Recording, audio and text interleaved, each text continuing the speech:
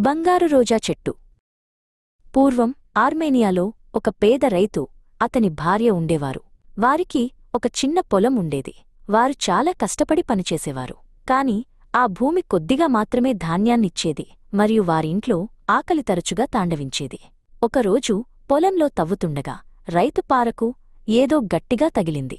అతను కిందకి వంగి చూడగా మెరుస్తున్న బంగారు నాణేలతో నిండిన ఒక చిన్న మట్టి కుండను కనుగొన్నాడు. ఆశ్చర్యపోయిన అతను ఆ నిధిని చూడటానికి తన భార్యను పిలిచాడు. వారి హృదయాలు ఆనందం మరియు భయంతో ఉప్పొంగాయి. దీనికి నిజమైన హక్కుదారు ఎవరని వారు ఆలోచించారు. భార్య అంది, "ఈ నిధి మన భూమిలో దొరికింది కాబట్టి ఇది ఖచ్చితంగా మనదే." కాని భర్త తల ఊపి, "రాజుగారు అన్ని భూములకు అధిపతి కాబట్టి ఇది ఆయనకు చెంది ఉండవచ్చు" అని బదులిచ్చాడు. వారు నెమ్మదిగా వాదించుకున్నారు. ఇద్దరికీ దురాశ లేదు, కాని ఆ నిధిని ఉంచుకుంటే అగౌరవం కలుగుతుందని భయపడ్డారు. చివరకు వారు ఈ విషయాన్ని రాజుగారి ముందు ఉంచి ఆయన తీర్పును కోరాలని నిర్ణయించుకున్నారు. బంగారు కుండను తీసుకుని వారు రాజసభ వైపు నడిచారు. దారి చాలా పొడవుగా అనిపించింది, కాని వారి నిజాయితీ వల్ల వారి మనసులు తేలికపడ్డాయి. రాజుగారు తన రాజసభలో పట్టువస్త్రాలు ధరించి రత్నాలతో పొదిగిన కిరీటంతో కూర్చున్నారు. దంపతులు నమస్కరించి తమ ఆవిష్కరణను వివరిస్తుండగా ఆయన ఓపికగా విన్నారు. భర్త అది రాజుగారి హక్కు అని చెప్పగా భార్య అది తమదేనని పట్టుబట్టింది. వారి నిజాయితీకి రాజుగారు నవ్వి, "మీ ఇద్దరిదీ తప్పేమీ లేదు" అని ప్రకటించారు. ఆ బంగారాన్ని వారిద్దరికీ సమానంగా పంచమని ఆదేశించారు. రైతులు ఆయన న్యాయానికి కృతజ్ఞతలు తెలుపుతూ రాజభవనం నుండి బయల్దేరారు. కాని బంగారం పాతిపెట్టిన చోట భూమి ఖాళీగా మిగలలేదు. కొన్ని రోజుల్లోని ఆ మట్టి నుండి ఒక వింత పచ్చని మొలక పుట్టుకొచ్చింది.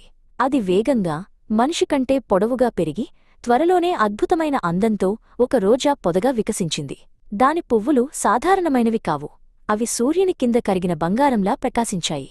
ఆ సువాసన చాలా దూరం వ్యాపించి ఆ ప్రాంతమంతా అద్భుతంతో నిండిపోయింది. ఆ అద్భుత రోజా పొద గురించిన వార్త రాజభవనానికి చేరింది.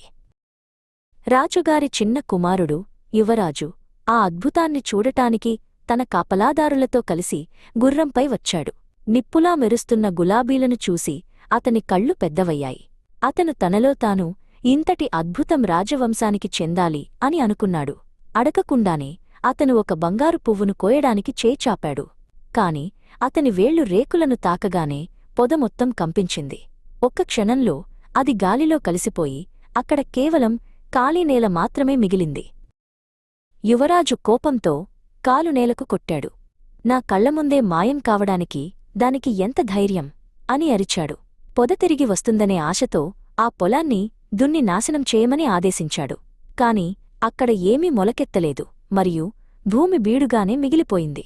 యువరాజు దురాశ దైవిక శక్తులను అవమానించిందని గ్రామస్థులు గుసగుసలాడుకున్నారు. అతని హృదయంలో అవమానం మరియు కోపం మండింది. అశాంతితో మరియు కలవరంతో యువరాజు సత్యాన్ని కనుగొనడానికి ఒక ప్రయాణాన్ని ప్రారంభించాడు. అతను పర్వతాలు మరియు లోయలగుండా ప్రయాణిస్తూ జ్ఞానులను మరియు ప్రయాణికులను అడిగాడు. కాని మాయమైన రోజా పొద రహస్యాన్ని ఎవరూ వివరించలేకపోయారు.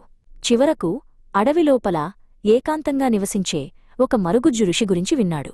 యువరాజు సమాధానం దొరుకుతుందనే ఆశతో అతన్ని కనుగొనాలని నిశ్చయించుకున్నాడు. అతని హృదయం బరువుగా ఉంది, అయినా ఒక ఆశాకిరణం మిగిలి ఉంది. ఒక నిశ్శబ్దమైన అడవిలో యువరాజు ఒక పురాతన ఓక్ చెట్టు కింద కూర్చున్న మరుగుజ్జు ఋషిని కనుగొన్నాడు. ఆ ఋషి చిన్నగా ఒక పిల్లాడికంటే పొడవులేడు, కాని అతని కళ్ళు జ్ఞానంతో నిండి ఉన్నాయి. అతని పొడవాటి గడ్డం అతని ఛాతీని తాకుతోంది మరియు అతని వస్త్రం మాసిపోయినా శుభ్రంగా ఉంది. యువరాజు గుర్రం దిగి గౌరవంగా నమస్కరించి తన అన్వేషణను వివరించాడు. మరుగుజ్జు మౌనంగా విని ఆపై మాట్లాడటానికి తన చేతిని పైకి లేపాడు. అతని మాటలు సున్నితంగా ఉన్నా శక్తివంతంగా ఉన్నాయి. "యువరాజా" అన్నాడు మరుగుజ్జు, "ఆ రోజా పొద సాధారణ మొక్క కాదు. అది నిజాయితీ మరియు సద్గుణాన్ని బహుమతిగా ఇవ్వడానికి స్వర్గం నుండి వచ్చిన బహుమతి. నువ్వు దురాశతో దానికోసం చేచాపినప్పుడు అది నీ నుండి పారిపోయింది. అది స్వచ్ఛమైన హృదయం ఉన్నవారు తాకినప్పుడు మాత్రమే తిరిగి వస్తుంది. అది రైతులకు చెందింది, ఎందుకంటే వారు అసత్యం కంటే సత్యాన్ని ఎంచుకున్నారు. ఈ పాఠాన్ని గుర్తుంచుకో." యువరాజు తన తప్పును గ్రహించి సిగ్గుతో తలదించుకున్నాడు. అతని అహంకారం కరిగిపోయి దాని స్థానంలో వినయం వచ్చింది. అతను మరుగుజ్జుకు కృతజ్ఞతలు చెప్పి గ్రామానికి తిరిగి వచ్చాడు. రైతుల ముందు నిలబడి తన దురాశను ఒప్పుకున్నాడు.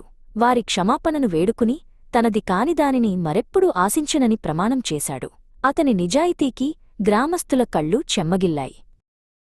త్వరలోనే ఆ బీడుభూమి మరోసారి కదిలింది. అందరి కళ్లముందే బంగారు రోజా పొద తిరిగి ప్రత్యక్షమైంది. అది మునుపటికంటే ప్రకాశవంతంగా మెరిసి గాలిని సువాసనతో నింపింది. ఈసారి రైతులు మాత్రమే దానిని తాకడానికి ధైర్యం చేశారు మరియు పొద స్థిరంగా నిలిచింది. అది యోగ్యుల చేతిలో సురక్షితంగా ఉందని యువరాజు సంతోషంగా నవ్వాడు. కథ విన్న రాజు రైతులను మరియు తన కుమారుడి వినయాన్ని ప్రశంసించాడు. నీతి: నిజమైన సంపదలు దురాశను కాకుండా నిజాయితీని ఎంచుకునేవారికే చెందుతాయి. అహంకారం దూరం చేసిన దానిని వినయం తిరిగి తెస్తుంది.